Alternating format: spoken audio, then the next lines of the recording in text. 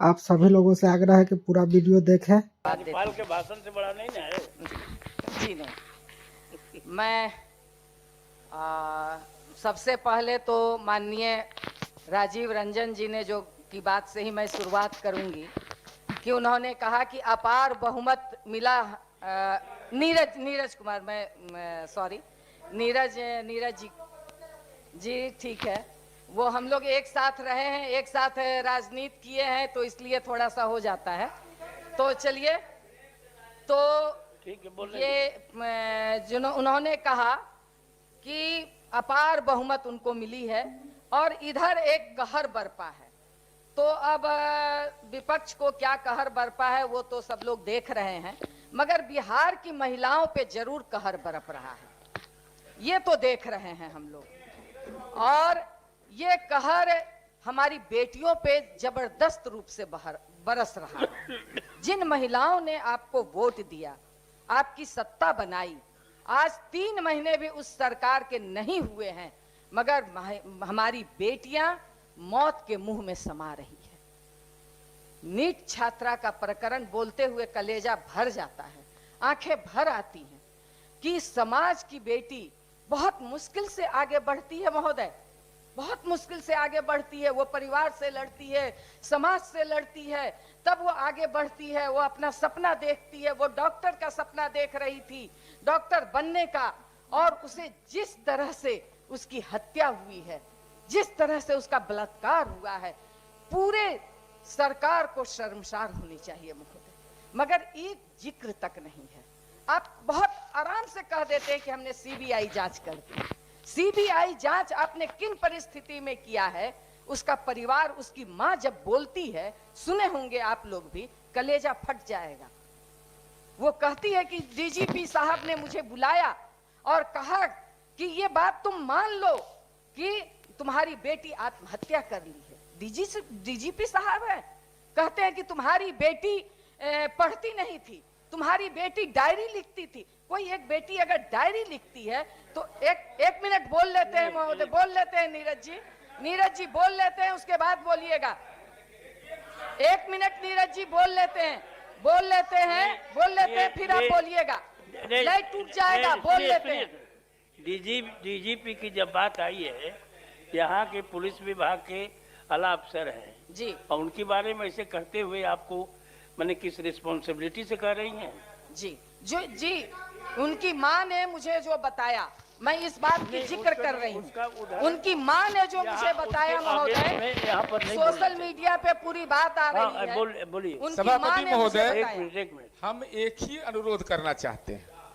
ये दुखद घटना है, पीड़ाजनक है, मर्मांतक है, और राज्य सरकार ने 19 दिन में सीबीआई जांच के लिए भेज दिया। उस परिवार के लोगों ने माननीय उच्च न्यायालय में याचिका दाखिल किया। माननीय न्यायमूर्ति अरुण झा के बेंच ने यह न्यायिक निर्णय दिया कि इसमें कोर्ट को हस्तक्षेप करने की कोई जरूरत नहीं है। अब आप ही हमको बताइए, बिहार पुलिस की जांच पर भरोसा नहीं, सीबीआई जांच गया तो संतुष्ट नहीं, तो आखिर कौन एजेंसी जांच करेगा? पॉलिटिकल कोई पार्टी जांच करेगी? कोई एजेंसी नहीं। यह भी माननीय उच्च न्यायालय ने साफ कहा सभापति महोदय कि आपको सीबीआई जांच में कोई परेशानी होगी, उस ऑर्डर शीट को पढ़ लीजिए।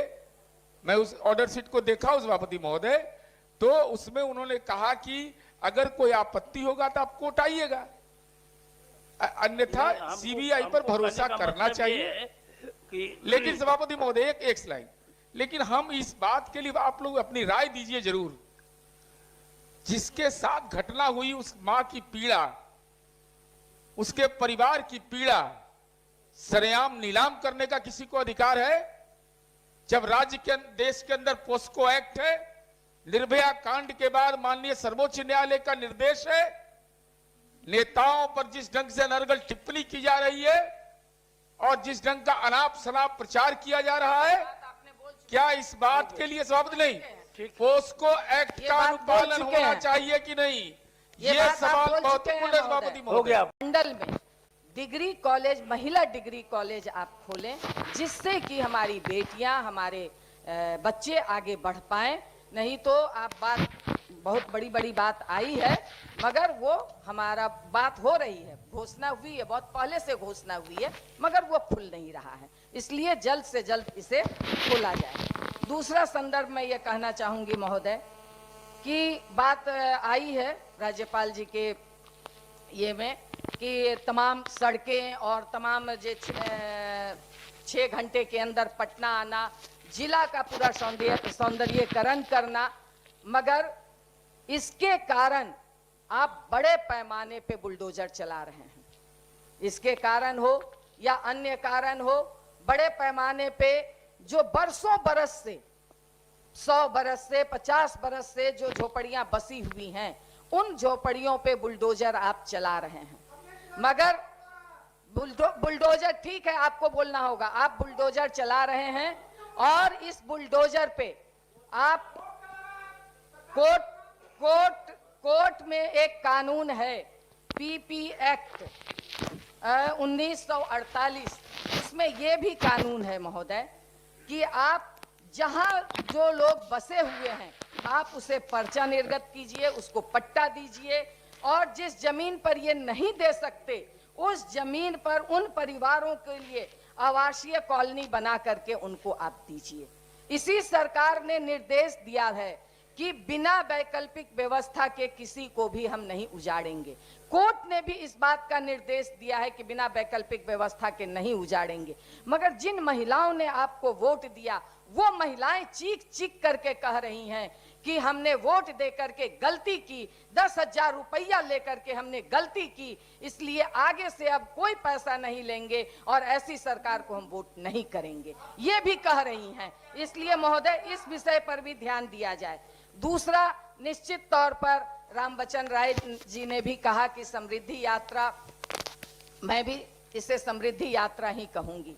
हम लोगों को अपेक्षा थी कि समृद्धि यात्रा में जो बिहार की महिलाएं जो बहुत कम पैसे पर काम करती हैं, वो आशा कार्यकर्ता हो, आंगनबाड़ी हो, जो मिड डे मील वर्कर हो, आज आपको पता होनी चाहिए कि 6 महीने से जो आशा कार्यकर्ता जो हेल्थ की बात हमारे मंत्री महोदय कर रहे हैं कि हमने हेल्थ में इतना उछाल लाया, या जो हम महामहिम के अभिभाषण में भी है, मगर उस हेल्थ को अगर जमीन पर उतारती है तो वो आशा बहनें उतारती हैं, और 6 महीने से उसे पैसा नहीं मिला है, उनका कमाया हुआ पैसा नहीं मिला है, उसकी कोई जिक्र नहीं होती है। समृद्धि की बात तो है महोदय, हम कैसी समृद्धि चाहते हैं? जो सबसे कम काम करने, मतलब सबसे कम वेतन पर काम करने वाली महिलाएं, जो स्कूल में खाना बनाती है, जिस स्कूल की बात आप कर रहे हैं, उस स्कूल में अगर बच्चे उपस्थित हो रहे हैं तो उस पोषाहार की वजह से उपस्थित हो रहे हैं, और उस महिला को आप 4-5 महीने से वेतन नहीं दे रहे हैं।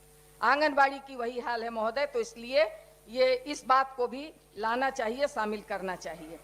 और 18 साल से ऊपर और 60 साल तक जो आपने दिया है 1100 रुपया, मैं चाहूंगी कि उसे 2500 रुपया किया जाए, और विकलांग को भी आप वही पैसा दे रहे हैं, जबकि विकलांग कह लीजिए कि बहुत चीजें करने की स्थिति में नहीं रहते हैं। दिव्यांग ही हम कहें तो दिव्यांगों को तो मान लीजिए कि उनको बहुत सारी चीजें, वो अपना कुछ आय अर्जित नहीं कर पा रहे हैं, तो कम से कम उनको 3000 रुपया देना चाहिए, ये मैं कहूँगी। और ठीक है, बहुत विकास हो रहा है, शहरी नाला, सड़क, ये सारे चीजें हो रहे हैं, मगर जितनी तेजी से हो रहे हैं उतनी तेजी से टूट भी रहे हैं। आप चले जाइए, पटना में ही हम लोग देख लेते हैं, बहुत गांव की बात नहीं करते हैं। इसलिए कम से कम जिस एजेंसी से आप विकास करवा रहे हैं, उस एजेंसी को 6 साल तक के लिए रख रखाव का काम जरूर आप दें, ये मैं संशोधन करना चाहती हूं। और साथ ही बेरोजगारी पर बात हुई, बेरोजगारों को 3,000 का आप भत्ता दीजिए। अति पिछड़ी जाति और सुरक्षा और सम्मान के लिए एक विशेष कानून लाया जाए। एम्स सहित तमाम जो हमारे अस्पताल हैं, उसमें एक प्रोटोकॉल अफसर की बहाली की जाए। ये बात सही है जो सब लोगों ने कहा, बहुत भीड़ रहती है, और निश्चित तौर पर हम लोग चाह करके भी बहुत सारे ऐसे सीरियस पेशेंट होते हैं जिसमें हम लोगों पर दबाव रहता है कि आप बात कीजिए, मगर नहीं हो पाता है। मगर फिर भी अगर कोई प्रोटोकॉल ऑफिसर रहेंगे तो उनके माध्यम से हम लोग कुछ कार्रवाई करवा पाएंगे। तो ये एक आग्रह है। और लघु उद्यमी योजना, सब लोग कहे कि पहले लघु उद्यमी योजना आया कि 2-2 लाख हम सबको देंगे, वो कहाँ चला गया वो योजना? इसको थोड़ा लाया जाए, उस लघु उद्यमी योजना को फिर से कम सारे लोगों के लिए। और इसके लिए जो आपने आय प्रमाण पत्र की बात की थी उसे सहज और सुलभ बनाया जाए। और इसके साथ जो ग्रामीण चिकित्सक हैं, जो कोरोना में, इसको ध्यान दीजिएगा, कोरोना में महोदय उन ग्रामीण चिकित्सकों ने बड़ा काम किया था, तो आप उसे उपयुक्त ट्रेनिंग दे करके स्वास्थ्य मित्र के बतौर समायोजित कीजिए। आपदा मित्र जो कह लीजिए कि आपदा के समय में वो लोकल होते हैं, वो बहुत काम करते हैं, उन आपदा मित्रों को आप कम से कम जो मतलब वेतन, उसे न्यूनतम मासिक वेतन आप दीजिए। ये काम आप जरूर कीजिए। इस आशय का कोई ये नहीं है, वो लोग काम करते हैं, जान जोखिम में डालते हैं, मौत के मुंह में चले जाते हैं, मगर उसे नियमित मानदेय नहीं मिल रही है सरकार। साक्षर भारत के लिए साक्षर भारत के तहत कार्यरत कर्मी संघ जिन्हें सेवा से बाहर रखा गया, मैं चाहती हूं कि उन्हें पुनः सेवा में बहाल किया जाए। पुस्तकालय अध्यक्ष सहित सभी विभागों में रिक्त पदों की भर्ती की जाए और राज्य में डोमिसाइल नीति को लागू किया जाए। विकास योजना के लिए अधिकृत जमीन का मुआवजा कानून 2013 के मुताबिक बाजार दर से 4 गुना दिया जाए। और जिन जीविका दीदियों की बात करते हुए महामहिम के अभिभाषण में बहुत बड़ा व्याख्यान किया गया है, निश्चित तौर पर चलिए जीविका मैं मान लेती हूँ, जीविका दीदियों को आप बहुत आगे बढ़ा रहे हैं, बहुत लगातार अखबारों में भी निकलता रहा है। मगर अगर जीविका हमारा इतना मजबूत है बिहार में, तो फिर माइक्रो फाइनेंस कंपनियां कैसे अपना पांव पसार रही है? कैसे माइक्रो फाइनेंस कंपनियां बिहार में इतनी मजबूत तरीके से पूरे गांव के गांव में तबाही मचा रही है? क्योंकि बड़े पैमाने पे महिलाएं इससे तबाह हैं, उनके घरों में जाती है, उसको अपमान करती है, कहती है कि अगर तुम्हारे पास देने के लिए पैसे नहीं है तो तुम जैसे भी हो तुम बेच करके खुद, मतलब वो शब्द मैं यहाँ नहीं कह सकती हूँ, और अगर वो नहीं कर पाती हैं तो उसका गैस उठा के ले जाना, उसका बर्तन उठा के ले जाना।